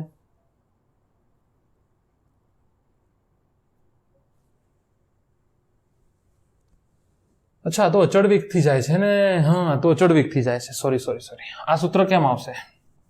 પકડો, હમણાં ભૂલ કરી નાખતા.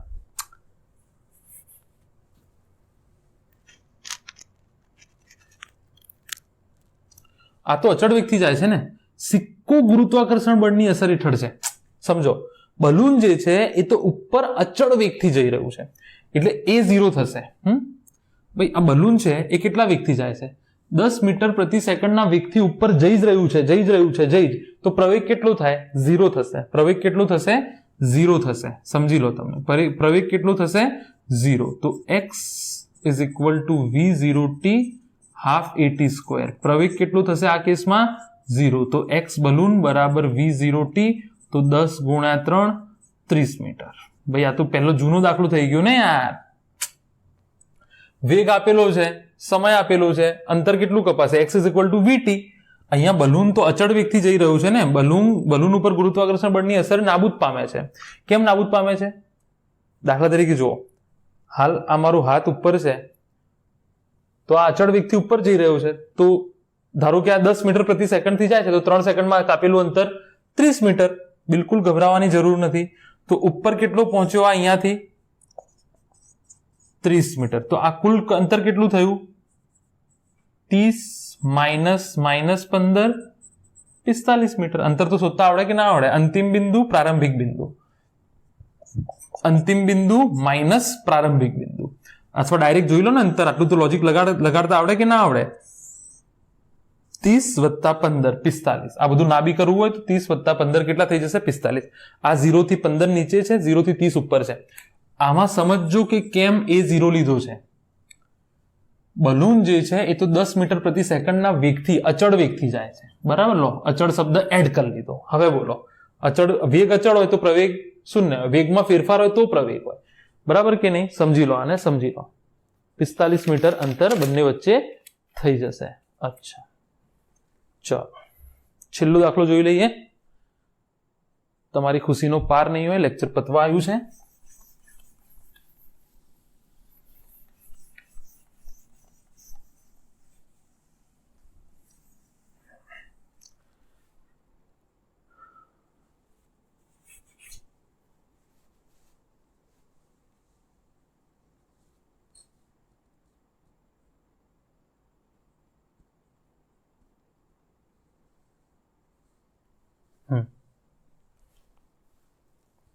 શું કહે છે? એક ઝાડની ટોચ પરથી એક સિક્કો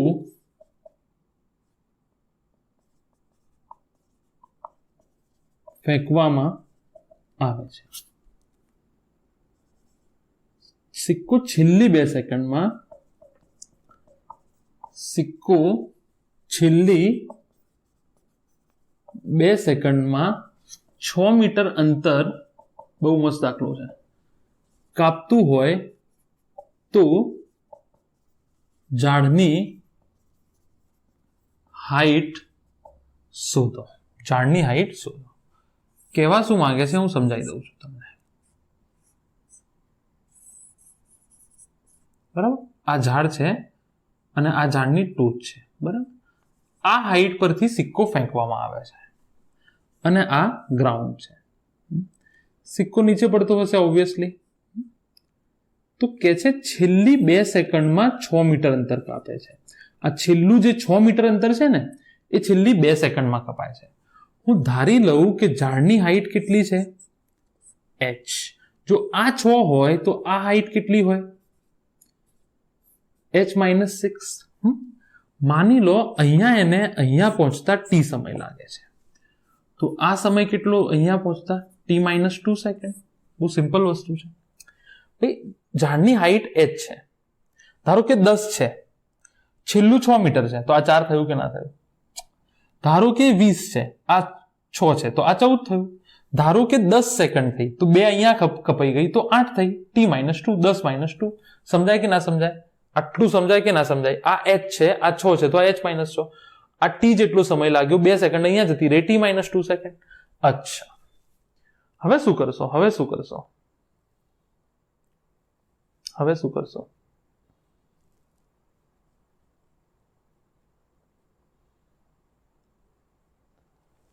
હવે શું કરશો? મગજ લગાવો થોડો. અચ્છા, ડેટા બનાવીએ. એમ તો હોમવર્કમાં આવતું હતું પણ હિન્ટ આપી દઉં છું તમને. ડેટા બનાવવું. પ્રારંભિક 0, મુક્ત પતન થાય છે ને ભાઈ, અહીંયાથી ડ્રોપ, મુક્ત પતન થાય છે. પ્રારંભિક વેગ 0, a બરાબર -g, t બરાબર t, અને કુલ અંતર કેટલું કાપે છે? x બરાબર -h. કુલ અંતર કેટલું કપાય છે? x બરાબર -h. x બરાબર -h. તો x is equal two v0t plus half at square. તો -h, આ 0 થઈ જશે, આ હાફ થઈ જશે, આ -g થઈ જશે, આ t સ્ક્વેર થઈ જશે. તો h is equal to -5t square. તો h is equal to 5t square. એક સમીકરણ આ બન્યું. એક સમીકરણ આ બન્યું. સમીકરણ નંબર 1. હિન્ટ આપું છું, જાતે ગણવાનું છે. 1. અચ્છા,